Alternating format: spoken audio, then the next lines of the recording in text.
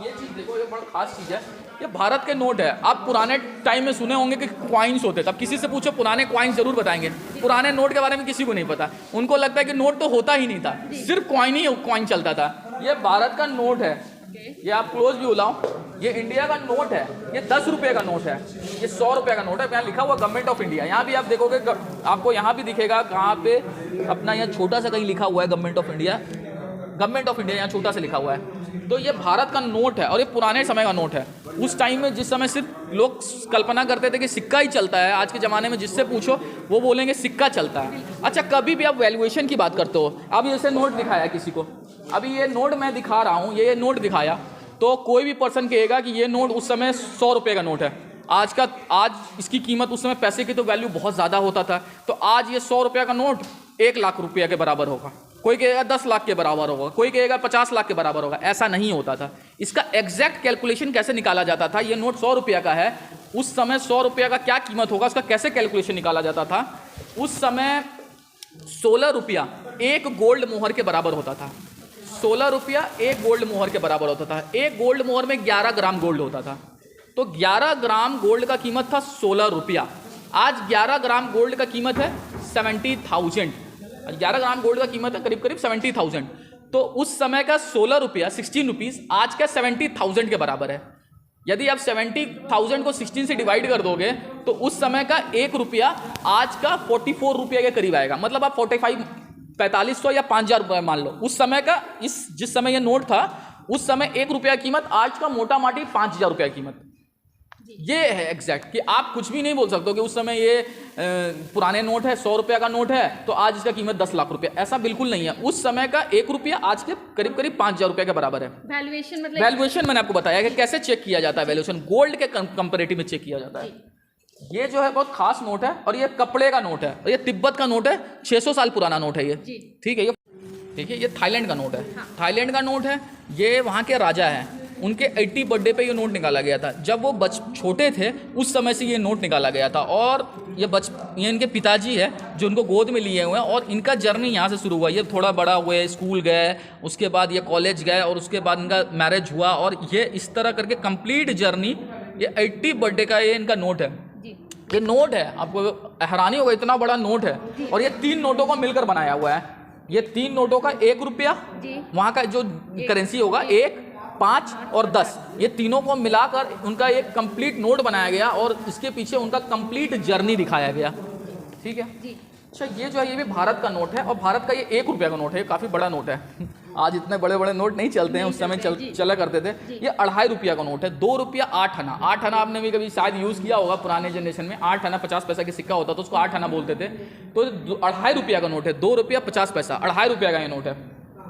ये नोट जो है इसको आप दिखाओ थोड़ा, ये बड़ा खास नोट है। ये नोट को आप ऐसे देखो और आप ध्यान से, मैं इस नोट को वापस से पलट देता हूँ, वापस से वही चीज़ आ रहा है, उल्टा पुल्टा एक समान, एक जैसा नोट है। इसको आप जैसे भी पलटोगे वो एक जैसा दिखेगा। रिचार्ज कार्ड है ये। रिचार्ज कार्ड उस टाइम में चलता था जिस समय, अभी तो सब ऑनलाइन आ चुका है, ठीक है, जियो आ गया है, टेलीकॉम सेक्टर अलग दिशा में चला गया है। उस समय में रिचार्ज कार्ड होता था। ये रिचार्ज कार्ड जो होता था ये 1200 रुपये का रिचार्ज कार्ड है। इसके ऊपर क्या होता था कि बैक साइड में नंबर होते थे, कॉइन से स्क्रैच किया जाता था, नंबर फीड SMS किया जाता था उस नंबर को और 1200 रुपये आपको रिचार्ज आ जाता था। तो ये अलग अलग ब्रांड के रिचार्ज कार्ड है, ठीक है। ये आसार बहुत सारे इसमें ब्रांड तो बंद भी हो गए हैं, ठीक है। जैसे हज के नाम का जो कार्ड है वो बंद हो चुका है। जैसे ये रेनबो है, ये अपना यहाँ चलता था राजस्थान में, ये लोकल टेलीकॉम है, ये भी बंद हो चुका है। आपने टीवी में सुना होगा रिचार्ज करवाते हैं, रिचार्ज, ठीक है। तो उसमें आपने सिर्फ 2-3 नाम सुना होगा। एक डिश टीवी सुना होगा, एक एयरटेल सुना होगा, जो बोलते छतरी का रिचार्ज करा दो, एयरटेल डिश टीवी। बट मैं आपको बहुत सारा डिफरेंट वैरायटी दिखाता हूँ। कितने टाइप के डिश टीवी आते हैं। Tata Sky, Dish TV, Hathway, Big TV. फिर से दिखाता हूँ, Tata Sky, Dish TV, Hathway, Big TV, Airtel, Den, Siti, विल, मंथन, कापा, वीडियोकॉन, जीटा, BCN, DG केबल, ऑटल। इतने वैरायटी के, आप सोच लो, इतने वैरायटी के सर्विस प्रोवाइडर है जो टेलीकॉम, जो अपना टीवी के सर्विस देते हैं। इतने वैरायटी के टेलीकॉम सर्विस प्रोवाइडर है। ये है ब्लेड है। और पुराने ज़माने में, आजकल लोग जाते हैं दुकान पे जाते हैं, दुकान पे बना लेते हैं। पहले के टाइम में लोग, आज भी बहुत पुराने जो बुजुर्ग लोग हैं, सैलून, हाँ आज भी बहुत कुछ लोग बुजुर्ग लोग जो है, ठीक है, बहुत लोग ऐसे भी है जो खुद से सेविंग करना चाहते हैं, या इवन जो सोल्जर्स हैं, हाँ जो भी है। तो उस समय बहुत सारे ये डिफरेंट टाइप के अलग अलग ब्रांड के ब्लेड्स है, जोरिक हो गया, जिलेट हो गया, 7 o'clock हो गया, सुपर विद्युत हो गया, अशोका हो गया, फ्लेयर हो गया, लेज़र हो गया, बहुत सारे इसमें डिफरेंट वैरायटी के ब्लेड्स है, ठीक है। और यहाँ पे आपको कंट्री दिख रहा होगा। दुनिया में कंट्री जो है ना 3 टाइप के होते हैं। पहली बात आप समझ लो, दुनिया में 3 टाइप के कंट्री होते हैं। एक होता है लिस्टेड कंट्री, एक होता है अनलिस्टेड कंट्री, और तीसरा होता है डेड कंट्री। इसके अलावा कोई कंट्री नहीं होता है। लिस्टेड कंट्री मतलब यूनाइटेड नेशन में जो लिस्ट किया हुआ कंट्री है, 197 कंट्री यूनाइटेड नेशन में लिस्टेड है, जिसमें से 193 जो है परमानेंट मेंबर है, जिसको आपको मेंबरशिप दिया गया कि आज आप एज ए कंट्री हो। कल की डेट में कोई भी कह देगा कि हम एज ए कंट्री है, तो नहीं है, उसका कुछ क्राइटेरिया है, उसका आपका लैंड कितना है, आपके यहाँ पॉपुलेशन कितना है। तो जो यूनाइटेड नेशन है वो किसी भी देश को कंट्री होने का मान्यता देता है। तो परमानेंट मेंबर जो है टोटल यूनाइटेड नेशन में टोटल 197 कंट्री है, 193 परमानेंट मेंबर है, और 4 ऐसे कंट्री है जो नॉन परमानेंट मेंबर है। नॉन परमानेंट में जैसे आता है, एक आता है कोसोवो जो रसिया के पास पड़ता है, दूसरा आता है फलस्तीन जो अभी इजराइल और फलस्तीन का युद्ध हो रहा है, तीसरा आता है ताइवान जो चाइना के पास पड़ता है, और चौथा आता है वेटिकन सिटी जो दुनिया का सबसे छोटा देश माना जाता है। तो टोटल 197 में सबसे छोटा देश जो है वो वेटिकन है। तो ये जो मैंने आपको बताया लिस्टेड कंट्री जो यूनाइटेड नेशन में लिस्टेड है, एक परमानेंट मेंबर और 4 नॉन परमानेंट मेंबर, तो 197। दूसरा वो कंट्री होता है जो लिस्टेड नहीं है, जो आइलैंड कंट्री होता है, छोटा छोटा कंट्री होता है। मान लेते हैं आपके पास ग्लोब है और ग्लोब में से 197 कंट्री आप निकाल लिए, जो बच गया वो अनलिस्टेड कंट्री है, और वही कंट्री आइलैंड कंट्री होता है, छोटा छोटा देश होता है जो खुद को देश कहता है, बट उसके पास वो क्राइटेरिया नहीं है जिसको यूनाइटेड नेशन में वो एज अ कंट्री का मान्यता ले सके, तो वो अनलिस्टेड कंट्री होता है। और तीसरा जो होता है डेड कंट्री होता है, नाम से ही डेड है, अब इसका मतलब होता है जो देश अब रहा ही नहीं, खत्म हो गया। ऐसे बहुत सारे कंट्री है, जैसे कि एक कंट्री है चेकोस्लोवाकिया यूरोप का एक कंट्री है, वो कंट्री जो है खत्म हो गया, आज के टाइम में उसका एग्जिस्टेंस नहीं है, वो कंट्री टूट गया है। चेकोस्लोवाकिया आज के समय में 2 कंट्री में बट गया है। एक कंट्री चेकोस्लोवाकिया 2 नाम से बना हुआ, चेक से बना चेक रिपब्लिक, और स्लोवाकिया एक कंट्री निकल गया। तो आज यदि आप प्लेन लेकर जाओगे कि हमको चेकोस्लोवाकिया जाना, तो बिल्कुल नहीं मिलेगा। आज आपको या तो स्लोवाकिया जाना पड़ेगा या तो चेक रिपब्लिक जाना पड़ेगा। तो ऐसे जो भी कंट्री है जो खत्म हो चुके हैं उसको डेड कंट्री कहता है। तो उसमें से ये जो कंट्री जो मैंने दिखा रहा हूँ बाईफ्रा, ये डेड कंट्री, ये नहीं है आज, ये किसी के साथ मर्ज हो गया। ये जो है अनलिस्टेड कंट्री, इसका पॉपुलेशन ही नहीं है उतना जो ये यूनाइटेड नेशन में इसको मान्यता मिला है कंट्री का। ये रसिया के पास एक कंट्री है छोटा सा, इसको अनलिस्टेड कंट्री है ये, इसीलिए मैंने यहाँ लिखा डेड कंट्री, यहाँ अनलिस्टेड कंट्री, और भारत लिस्टेड कंट्री में आता है, इसको कंट्री का मान्यता मिला। तो ये सफ़र यहीं तक था, ऐसे बहुत कुछ है बताने के लिए, ठीक है। एक बात आपसे जानना चाहूंगी, पैसे से आप क्या करते हैं? ये शौक है या पैसा भी है? नहीं, मेरा पैसा नहीं है। पैसा नहीं? जी नहीं। तो पैसे से अभी क्या काम? जी मेरा खुद का काम है, ठीक है। मैं मतलब ये शौकिया तौर पर, ये मैं शौक पे करता हूँ। ओके, कितने सालों का ये पूरा कलेक्शन हुआ? मतलब ये बड़ा कठिन सवाल पूछ दिया। नहीं मतलब आप बोले कि कोविड के बाद से, हाँ ये मैं कोरोना के बाद से स्टार्ट किया। केवल 2-3 साल में इतना कुछ?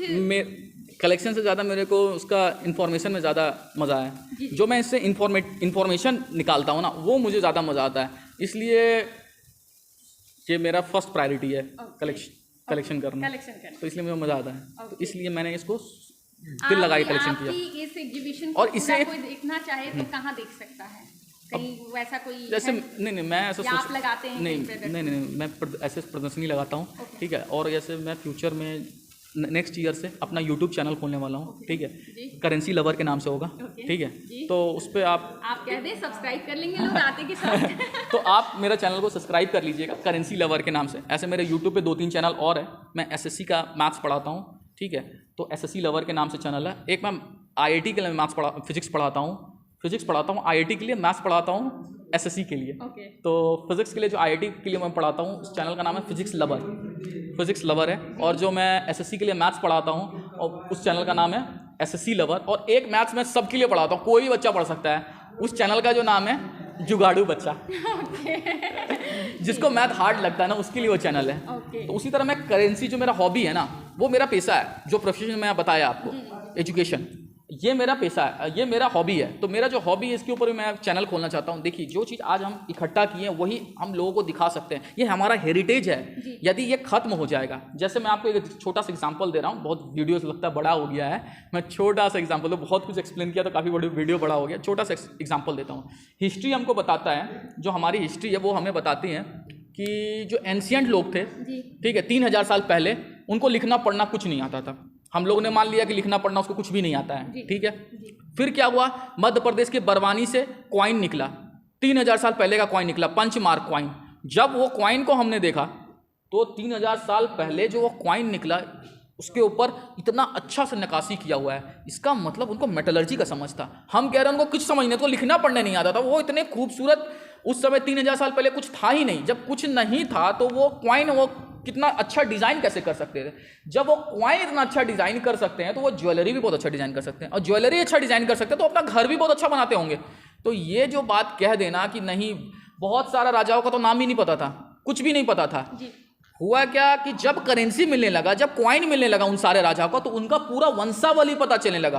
तो एक बात तो समझ आ गया है, जो ये जो कॉइन और करेंसी जो है ये सिर्फ उतना भर नहीं जितना हमको दिखता है। आज सारे लोगों को कमाना है, सब आदमी कमाने के चक्कर में, सबको पैसा बनाना है, पर पैसा क्या है वो किसी का समझ में नहीं है। सबको कमाना है, बट वो करेंसी क्या है वो किसी को नहीं समझ है। करेंसी हिस्ट्री को बताता है, ये क्या है, हिस्ट्री तो है किसी।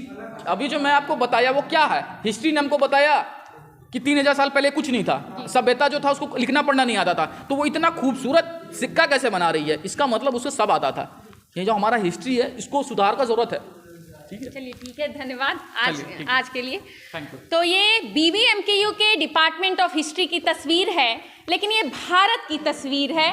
और मुझे लगता है ये पर्टिकुलर जो सेक्शन है, हमारा सेगमेंट आज का, ये उन लोगों के लिए काफ़ी अच्छा होने वाला है जिनका इतिहास में रुचि है और जिन्हें अपने देश को अच्छे से जानना है। तो खैर, BBMKU की तमाम अपडेट्स लेकर आऊँगी मैं आपके लिए, आप बने रहें लाइव इंडियन गार्ड के साथ।